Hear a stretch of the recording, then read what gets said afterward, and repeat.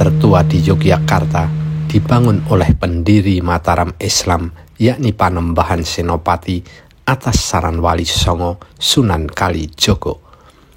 Masjid yang berumur nyaris setengah milenia dan masih lestari hingga sekarang itu kemudian direnovasi dua raja lain, yakni Sultan Agung Hanyokrokusumo dan Sri Susuhunan Pakubuwono X. Memiliki arsitektur campuran, masjid ini menjadi wujud kerukunan beragama di Nusantara yang sejak lama sudah mengakar kuat.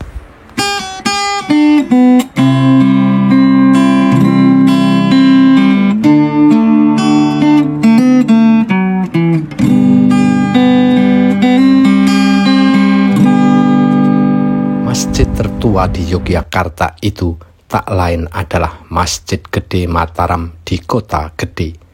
Letaknya di kompleks makam Raja-Raja Mataram.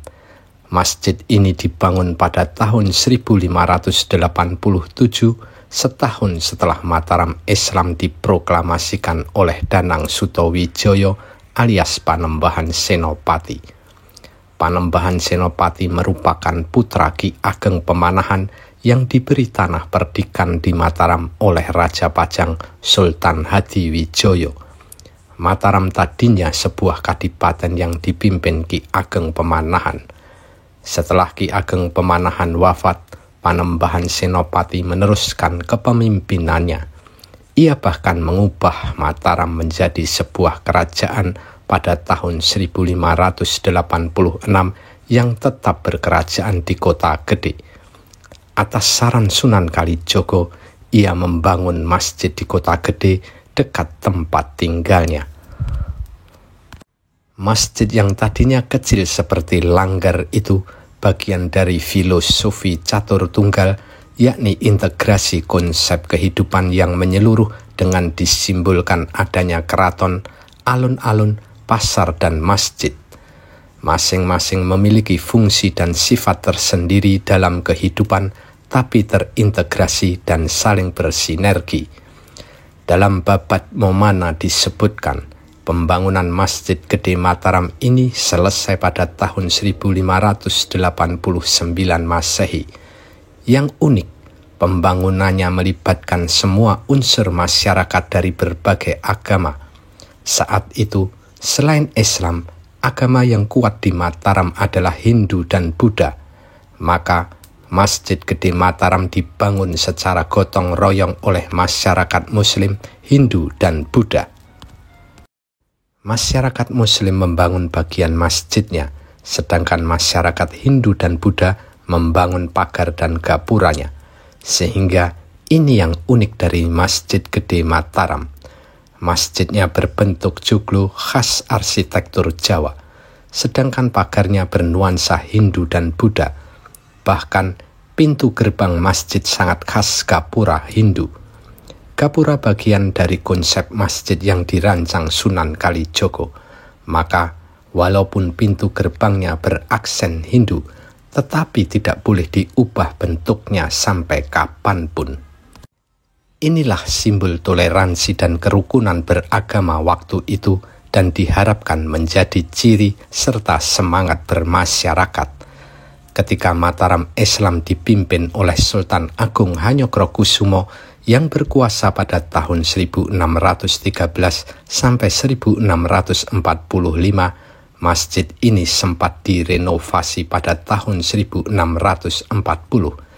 Ia menambahkan serambi dan halaman serta beberapa tiang dari kayu.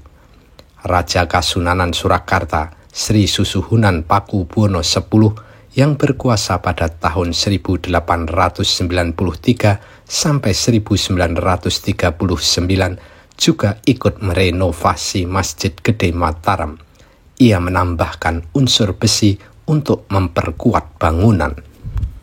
Salah satu benda yang bersejarah di Masjid Gede Mataram adalah beduknya. Kayu beduk didapat Sunan Kalijogo kala mengembara di Desa Dondong, Kulon Progo. Ia menemukan kayu besar yang kemudian dijadikan beduk Masjid Gede Mataram. Kayu itu milik Kyai Pringgit atau dikenal dengan nama Nyai Brintik. Hingga kini, perkampungan di depan Masjid Gede Mataram disebut Kampung Dondongan. Soal desa Dondong di Kulon Progo ada kisah lain. Menurut juru kunci makam Raja-Raja Mataram di Kota Gede, yakni Budi Raharjo alias Mas Panewu Hastono Danarto, saat turun ke bawah di daerah Kulon Progo, Panembahan Senopati terjebak banjir Kali Progo. Kemudian seorang tokoh lokal bernama Mbah Dondong membantu Panembahan Senopati menyeberang, bahkan mengantar sampai ke Keraton Mataram di Kota Gede. Sesampai di keraton, ia baru tahu bahwa yang ditolong adalah seorang raja. Atas jasanya, Mbah Dondong diangkat sebagai abdi dalem. Ia diperkenankan tinggal di depan Masjid Gede Mataram hingga beranak pinak. Anak cucunya juga tinggal di situ, termasuk Budi Raharjo, sehingga wilayah itu disebut Kampung Dondongan. Kalau Pak Budi Raharjo sebagai juru kunci itu turun-temurun ya Pak? Iya, turun-temurun.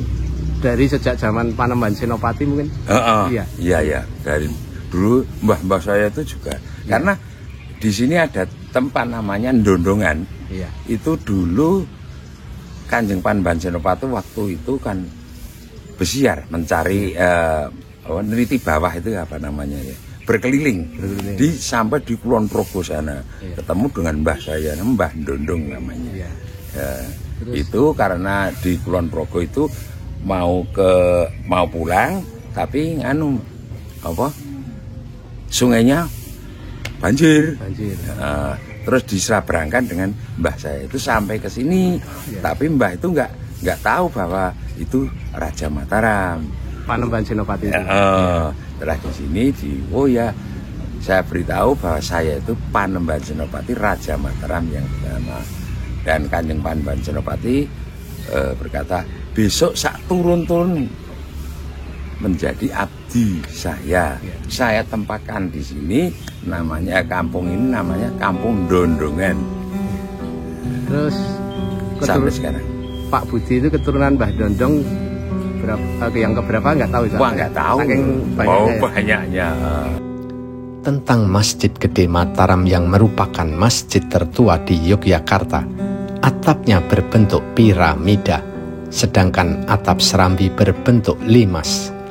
Mustaka masjid diberi hiasan kluweh yang bermakna kaluwihan atau kelebihan. Seperti khas arsitektur Jawa, masjid berbentuk bujur sangkar. Ini merupakan estetika Jawa yang mengandung konsep kelebat papat limo pancer, yaitu simbol kemantapan dan keselarasan sebagai lambang 4 mata angin dengan pusat di tengahnya. Masjid ini menggunakan soko sebanyak 16-36 buah, 4 diantaranya sebagai soko guru. Sampai kini, Masjid Gede Mataram di Kota Gede masih tegak berdiri dan menjadi pusat kegiatan agama masyarakat sekitar. Sebuah warisan luhur yang menjadi saksi sejarah Mataram Islam hingga eksistensinya masih ada hingga kini dalam bentuk Keraton Kasunanan Surakarta, Kesultanan Yogyakarta, Pura Mangkunegaran, dan Pura Pakualaman.